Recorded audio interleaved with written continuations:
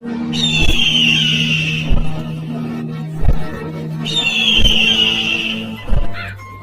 समय पहले की बात है। एक जंगल में खूबसूरत हरा भरा एक विशाल बरगद का पेड़ था। उसी पेड़ पर बहुत सारे पक्षियों ने अपने घोंसले बना रखी थी। उसी जंगल में एक बड़ा सा महल था, जहाँ पर राजा तोताराम ने अपनी छोटी सी सल्तनत उस महल में बसाई हुई थी। उसी बरगद के पेड़ पर एक कालू नाम का कौवा रहता था। वो हमेशा दुखी रहता था और सोचता रहता था, इस पेड़ पर सारे चिड़ियाओं के घर कितने अच्छे अच्छे हैं और सबके पास कितना धन भी है। बस मैं ही अकेला इस पेड़ पर गरीब कौवा हूँ। मुझे अपने आप को धनी बनाने के लिए कुछ काम करना होगा। तभी बंटी कबूतर कालू कौवे के पास आता है और कहता है, अरे कालू भाई, क्या कर रहे हो? अरे क्या बताएं भाई, इस गरीबी से बड़ा ही परेशान हो गया हूँ।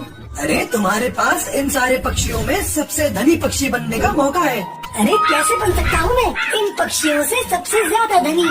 अरे जो सामने वाले राजा तोताराम की सल्तनत है ना, वही राजा तोताराम अपने दरबार में कौओं को नौकरी पर रखना चाहते हैं। जो कौआ अपनी कलाकारी से तोताराम राजा को प्रभावित करेगा, उस कौए को सल्तनत में नौकरी मिल जाएगी और फिर उसके तो बल्ले ही बल्ले हो जाएंगे। अरे ये तो बहुत ही सुनहरा मौका है मेरे लिए। उस राजा तोताराम के दरबार में न जाने कितने सोने के हीरे जवाहरात पड़े हैं। अगर मुझे वहाँ काम करने का अवसर मिल गया तो मैं वो सारी चीजें धीरे धीरे चोरी करके इस संसार का सबसे धनी पक्षी बन जाऊंगा। कालू कौवा एक बहुत ही शातिर चोर कौवा था, पर वो आज तक किसी की नजरों में चोरी करता हुआ नहीं आया, इसलिए कोई उसे चोर मानता ही नहीं था। अच्छा भाई बंटी, अब मैं जाता हूँ उस राजा तोताराम की सल्तनत में। देखता हूँ अगर मेरी कलाकारी और हुनर से मुझे वहाँ कोई नौकरी मिलती भी है या नहीं। थोड़े समय बाद कालू कौवा राजा तोताराम की सल्तनत में चला जाता है और वो अपने हुनर और कलाकारी से राजा तोताराम को बहुत प्रभावित करता है, जिसके चलते राजा तोताराम उसे अपनी सल्तनत में नौकरी दे देते हैं।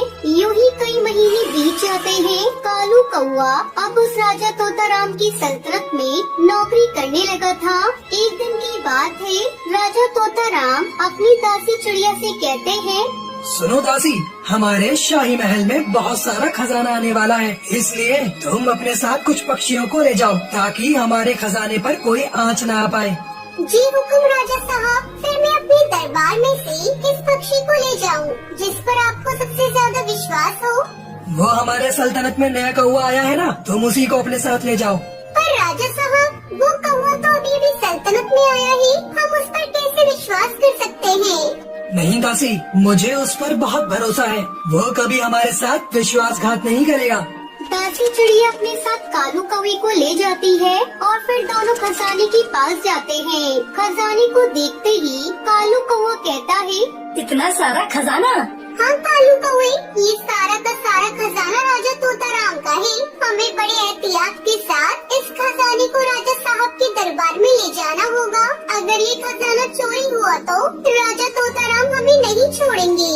अरे ये खजाना तो बहुत सारा है और ये खजाना मुझे मिल गया तो मेरा तो जीवन ही सुधर जाएगा। उसके बाद दोनों खजाना एक मालगाड़ी में लादकर चलने लगते हैं। थोड़ी देर चलने के बाद कालू कौवा टुनटुनी चिड़िया से कहता है, अरे दासी, काफी समय से हम चले जा रहे हैं, क्यों न हम किसी स्थान पर बैठकर विश्राम करें? नहीं कालू, हम ऐसे बैठ नहीं सकते, हमारे पास इतना सारा खजाना है। अगर किसी ने चोरी कर लिया तो हम क्या करेंगे? नहीं दासी, अब मुझसे नहीं चला जा रहा, थोड़ी देर यहीं बैठकर विश्राम करते हैं। दोनों मिलकर एक पेड़ के नीचे बैठकर विश्राम करते हैं। तभी दासी टुनटुनी वहीं बैठी बैठी सो जाती है। अरे दासी तो सो गई है, यही वो सुनहरा मौका है इस खजाने को अपने कब्जे में लेने का। कालू कौवा दासी को उसी पेड़ से बांध देता है और सारा खजाना लेकर वहाँ से चला जाता है। इतना सारा खजाना मैं रखूंगा कहाँ?